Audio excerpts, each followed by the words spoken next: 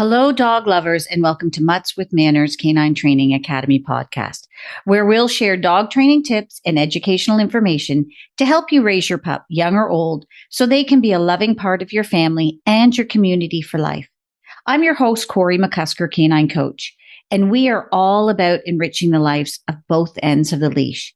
And today I want to talk about the benefits of community walks, which does just that.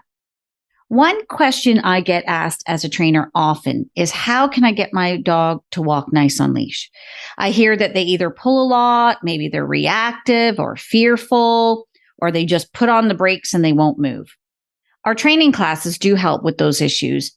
And I thought I could do more and introduce community walks so I can gather pet owners together with their dogs and help owners when we go on a walk. We know dogs are social creatures who enjoy exploring their world and meeting other humans and pups. And we also know how important exercise is for our furry family. Another reason why we decided to host the community walks. Our community walks were introduced to allow pet parents and their furry family to experience the energy only felt on a group walk. This is a time where you can strengthen the bond with your pup and let them experience their world on a structured walk with other dogs and owners. A benefit if you join the Muttz with Mannerz community walks is I, Corey, go on the walks and I'm a trainer. So I will be adding training tips and answering questions during the walk to help those walks be more enjoyable. So what is exactly a community walk? It is a group of dog parents going for a walk together in a structured environment. A community walk is good for most dogs as they feed off the energy of the group. A community walk is a great way, as I said, to exercise and properly socialize in a way that is safe and fun for all. And I'm not just talking about the dog socializing, I'm talking about the owner socializing too. And whether you have a big or small dog, they're usually always happy to go on the walk, so all can enjoy us, whatever size. Did you know that there is a science behind group walks? Dogs do have a strong instinctual need to socialize with and explore the world. As we know, many dogs are reactive to other dogs, and I've owned a few of those. But these dogs still need to get out and socialize. And I find that some owners actually avoid that if their dogs are reactive. Community walks help satisfy this need for socialization. Dogs can safely socialize without physically interacting. And even though the dogs aren't physically touching each other, they can smell and see the other dogs, which is still considered socialization. I think we all know that walking our dogs is extremely important, not only for their physical health, but also for that mental stimulation. And that's how they explore the world. Fenced yards, which I have a very big one, is great to exercise my dog, but it's not enough. Dogs need to explore and get out into the world to see everything and also to hear everything. Even a short walk would easily satisfy their need to explore. And I don't think people realize how much mental stimulation the dogs get when we go out for walks, which some dogs are lacking. I know a lot of people focus on the physical, and if you've listened to our previous podcasts, you will hear us talk about the importance of the mental stimulation. And the mental will tire out a dog a lot faster than the physical stimulation. So as I said, some people have a fenced-in backyard and they'll just let their dog run and they'll think that's enough. It really isn't, because the mental side is really important too. And when you're on a walk, your dog is doing many things that mentally stimulate them, seeing other things, smelling other things, doing quite a bit. Walking together seems to form a positive relation in dogs that you more readily won't see in other activities. What I have found on the community walks is when new dogs will join, and I might have been approached to say, can we come on a community walk, but my dog might be a little bit reactive, I will always say yes, and I'll make sure that everyone's safe.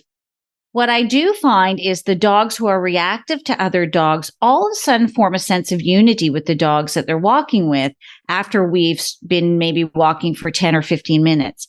And they may come across a new dog that is not part of our group, and then they might react to that dog but the other dogs are calm. So it really does help them. And community walks really encourage dogs to walk along together without even that interacting face to face. Over time, I'm really encouraged to see that there is a trust that builds when we are walking. So if we are doing our community walks and we have dogs that start coming regularly, I really do see the trust build. There's no competition, there's no insecurity, and they just start forming a group or a pack, you could call it. What I have seen in dogs that play together in free play, such as at a dog park, they can start to show aggression over time. However, dogs who are walked together regularly in a group rarely develop new behaviors. They kind of start getting in sync. This is because group walk dogs are consistently socialized in a structured way that doesn't allow for that problematic exchange. Even dogs who have done very poorly at a dog park or a daycare can do great on a structured group walk. And that's something I have encouraged a lot. When we see dogs that are reactive in our daycare, we will encourage them to join our community walks. And we find it does help not only provide comfort for the owner and support, but it also starts building trust and confidence in the dog not to react. Because sometimes when they're with their owner and that owner has confidence and control, it can really help them on a group walk. I mentioned at the beginning that it doesn't really matter about the size when we're doing community walks, because community walks are a good activity for dogs, big or small, and we get all different sizes. We have our little wiener dogs, our Dachshunds, and then we've got Sky, my girl, who's a medium dog. And then we've even had a Malamute on the walk. So we get all different sizes and shape. And it really does work well. Because walking dogs that are different sizes together allows for that safe, controlled interaction, while it also enables dogs to enjoy activities and really build a bond with different breeds, different sizes, and different people. And we do find that dogs really do learn from each other. When you're walking your dog, you can work on teaching them the appropriate behavior and redirect them for any inappropriate behavior. But what you might not realize is the degree to which dogs can teach one another. Dogs look to one another for cues about how to behave. So it's a really good benefit, the community walks, because your dog is also learning from the other dogs. And a surprising number of negative behaviors really does come from a lack of knowledge about better ways to behave. So on a community walk, dogs who pull can see demonstrations of dogs walking without pulling. Dogs who bark are shown that dogs that do not bark at everything they see or hear. So they learn to kind of trust the environment, and some of that behavior does subside. And yes, indeed, dogs can negatively influence each other's behavior as well. This is why having the skills or learning them is important to control and curb that. And as the trainer on a structured group walk, I can help guide the behavior and show you how to redirect undesirable tendencies. And I really encourage rewarding positive behavior, because for owners that may have a reactive dog or a barky dog or a nervous dog, that can also make the owner nervous. So we can sometimes forget, because we're so focused on our energy and is our dog going to react, that when we do get that good behavior, we forget to reward it. So I'm always there encouraging when I see the positive behavior, when I see the pulling stop or the barking stop or the jumping stop, and they're walking nicely, I'm really making sure that their owner's giving them positive reinforcement and letting them know that they're doing a good job on the walk. Also, I am making sure I position the dogs on the walk to keep everybody safe and match the well-behaved dogs who model that good behavior, maybe with the less than well-behaved dogs, so they can learn from one another. So I'm always making sure, too, that people are positioned on our group walk in a place that they feel comfortable, too. So if your dog's reactive, you might not want to just put them with everybody else, and you might want to stay a little bit behind or go a little bit ahead. And that's where I'm there to guide everybody, too. I think everyone knows their dogs need a degree of training and exercise, and sometimes fitting that in can be a challenge, especially if your schedule's limited and you're super busy either with work or with kids or with sports, or maybe your living environment is not conducive to training and exercise. I know many that live in smaller townhomes or condos have a challenge with exercising their dogs indoor. So community walks are a great way to get out and give your dogs that good exercise and training at the same time. So while the dogs are walking and exploring, they're also learning to practice that self-control and develop those social intelligence and listen to you more. So these skills will show themselves in a dog that is better behaved and more relaxed. And this can all come from the community walks. When dogs do go on a community walk, they'll settle into, I call it the sync or the groove or shared energy with the other dogs that they're walking with. They'll get into a rhythm.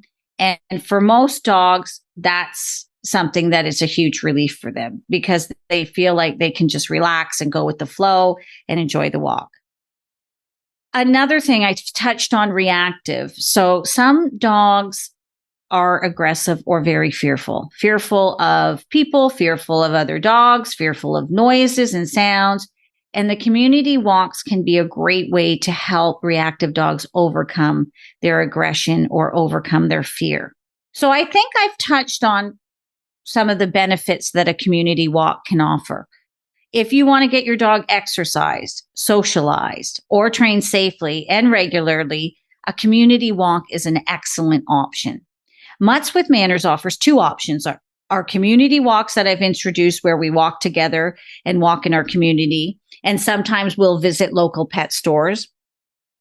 Or another option is our women and dog circles where we meet monthly at local areas in York region, most often a forest trail, and it may be a different one each time.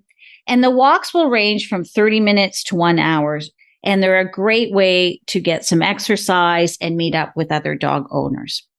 And I can't tell you how many things I've observed on our walks, such great things, such as fearful and reactive dogs being able to walk comfortably with other dogs, leash pullers, barkers, ones that jump up, that become comfortable and just relax and enjoy the walk. The best reward for me is when I see a dog that started out on the community walks and they were fearful, jumping, nervous, and then all of a sudden they're just showing up. The owner's happy, the dog's happy, and we're just having a great walk. We've seen lots of puppies join our walks too, which is a great thing for them to be socialized with some of the mature dogs. And it's a great way for them to learn and be safe with the other dogs.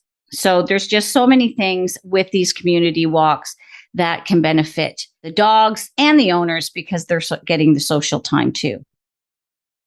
So I hope I've shared some information that's going to encourage you to get out in your community and walk with your dogs. And those that are listening today, I thank you for taking the time. And if you are not in our community, you can look for other dog friends and you can start your own community walk or your own group walk regularly that can get some of the benefits for your dog and yourself that I've mentioned in today's podcast. If you want to know more about our community walks and our Women and Dog Circle walks, you can visit our website at www.muttswithmanners.com to find out when they are. And we also have other blogs or podcasts and a list of classes that you can find on our website also. And if you have a topic you'd like to know more about and featured on a podcast, please email us at info@muttswithmanners.com. We are here to enrich the lives at both ends of the leash and provide training and tips for you to have a well-mannered dog. I thank you for listening today. And until next time, this is Corey McCusker, canine coach and founder of Muttz with Mannerz Canine Training Academy. Thanks, everyone, and have a great day.